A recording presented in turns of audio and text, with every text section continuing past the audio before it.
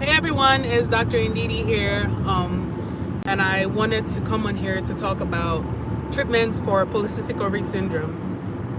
So I've been covering this topic for a while, for the last few days, and today I wanted to talk about treatments. And I'm going to be talking about it from more of a natural option perspective. And that is kind of like my focus with women who are suffering from polycystic ovary syndrome or PCOS. So in case anyone is out there and they're like, well, what is PCOS? PCOS is a syndrome, it's a combination of different things that occur, and it affects 1 in 10 women.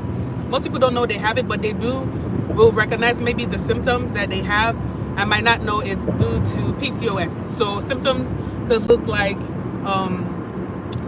irregular periods, no periods at all, infertility, miscarriages, severe cystic acne, you're losing hair at the top of the crown of your head, hirsutism, which is like growing hair like beards or chest hair for women, which is not normally supposed to be so. You're having insulin resistance, weight issues, you can't lose the weight, you're gaining a whole lot of weight, and some people end up, with depression and anxiety, with fatigue, extreme tiredness all the time. So that's what PCOS looks like.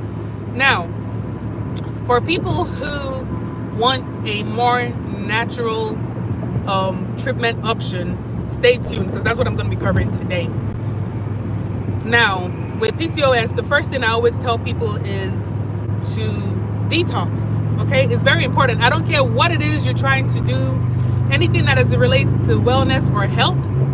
If you're not detoxing first, you're wasting your time because you can't build a house on a rocky foundation.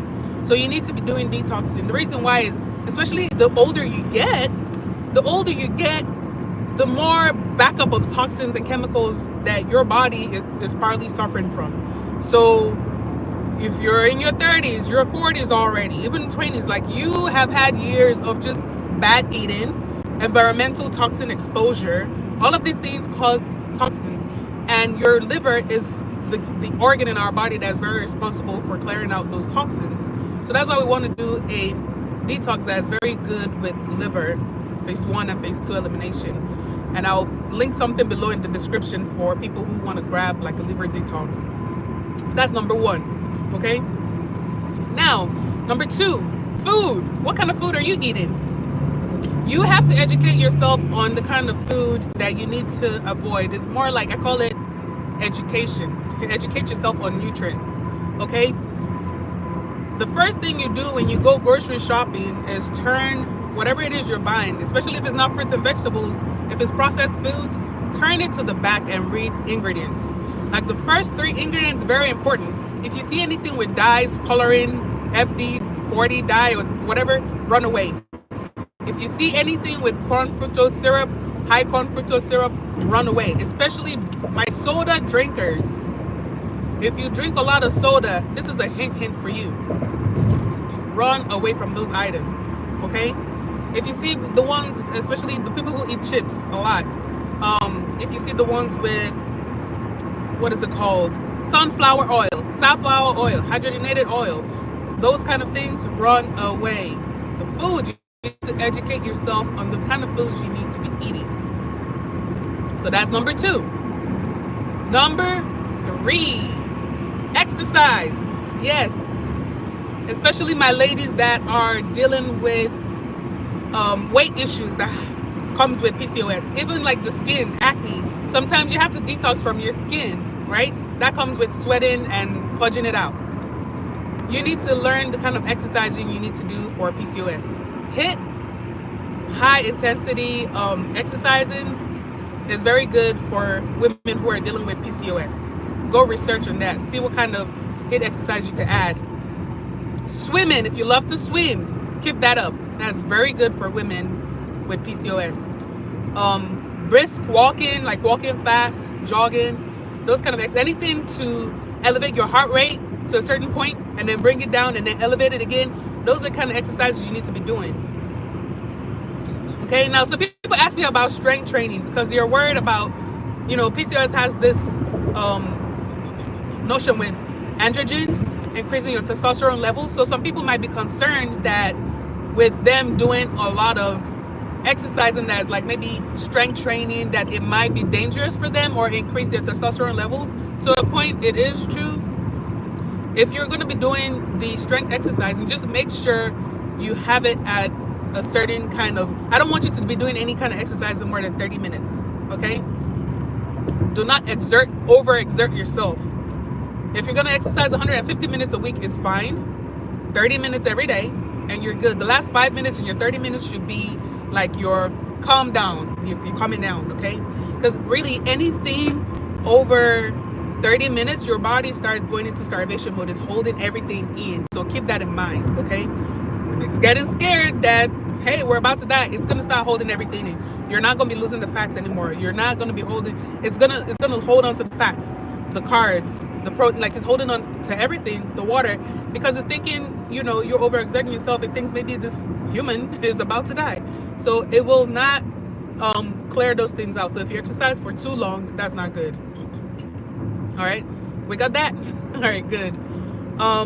Number 4, I want to touch back on nutrition, like food, but specifically, I'm going to mention 3 items that you need to keep at the top of your list. When we're talking about the foods you need to avoid and the ones you need to like know about, these are the 3 top substitutes that you could use in your nutrition. Number 1, avoid sugars.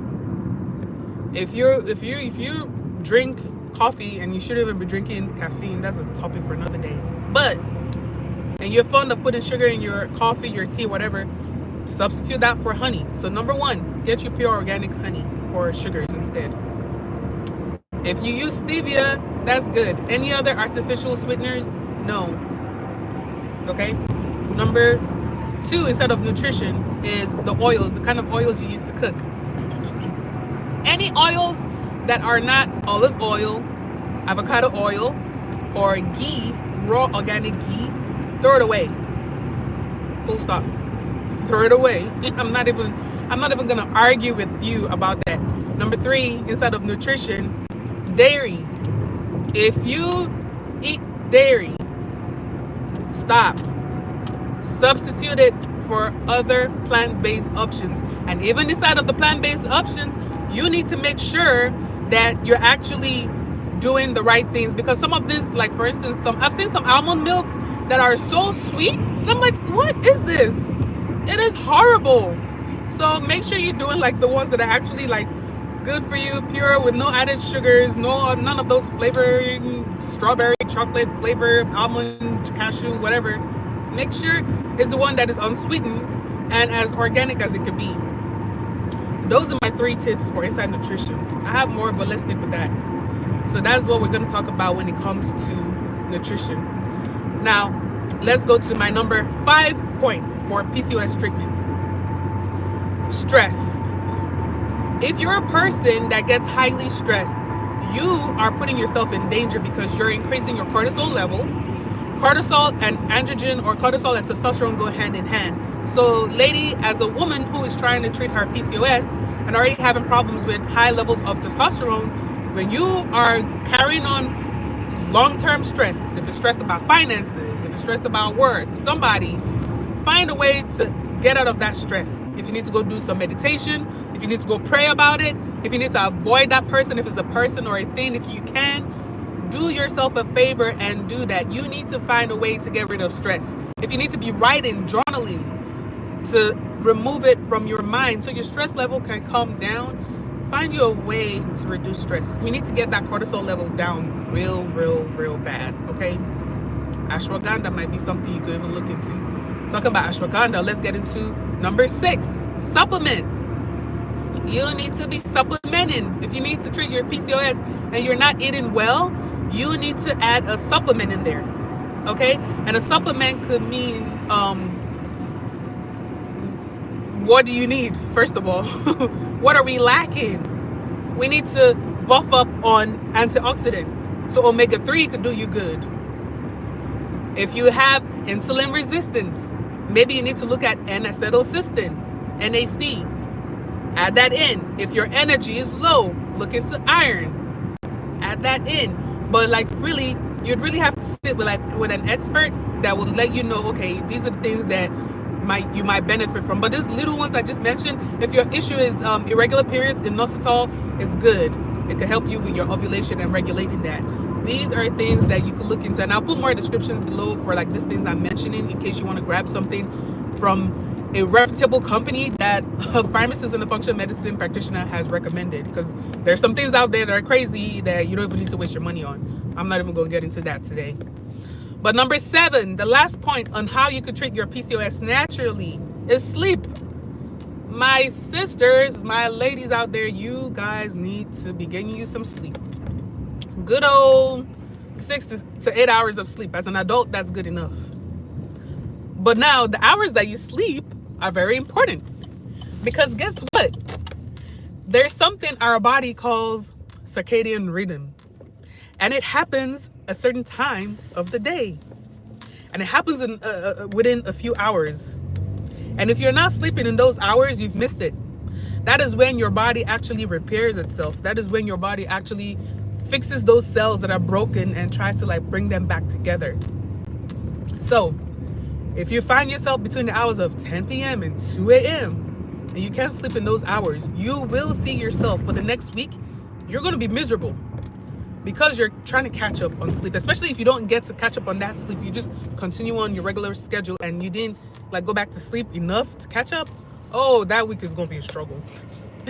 Trust me, I've been there and I know. So you need to be getting you a good night's rest, but especially within those hours. If you want your cortisol level to come back normal, if you want to, have your cells repaired, turnover properly fixed, like our body acts like a machine. Just the way we have to fix our car, our body has been made to be able to do what it's supposed to do to fix itself. So if you're not given a chance to do that, that is part of the problem. That is why you still keep having all these issues with PCOS. You still keep having irregular periods, no periods at all, extreme heavy periods, or acne, infertility, miscarriages, and all of those weight issues. Keep that in mind. So all of these 7 things I've mentioned are 7 ways you could begin right now to reverse your PCOS naturally. Okay, naturally. What's this? So if you like this, go ahead and subscribe, like, comment down below, and let me know, like, have you tried any of these? Have they helped? And if you learned something, let us know down in the comment section. In the meantime, share this with someone who you think needs the information. And I will talk to you later. So hopefully you learned 1 or 2 things. In the meantime, thank you and bye-bye. Take care.